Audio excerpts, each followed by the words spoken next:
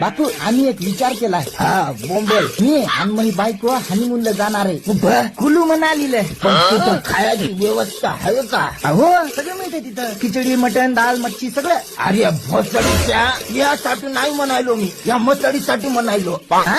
अरे झाकळ दिल्या. आता तुम्ही हनीमूनला जाता तर या ढोराला पण सोबत घेऊन जाताल ना, या बैलाला म्हशीला वासराला. हा? अहो बापू असं नसते. म्हणजे मला धावणं शिकवायला काय तू?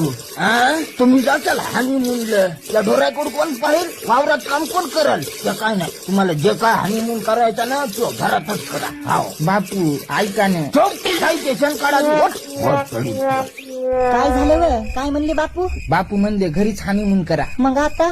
मग काय आता आपल्याला बापूच्या पुढे जाता येते का? गे लावून दरवाजा घरीच करू. उठले का तुम्ही? हो साखरे संपलाय. जा बरं दुकानावर घेऊन या. बर बर बर. अरे वा, मग कसा झाला हनीमून?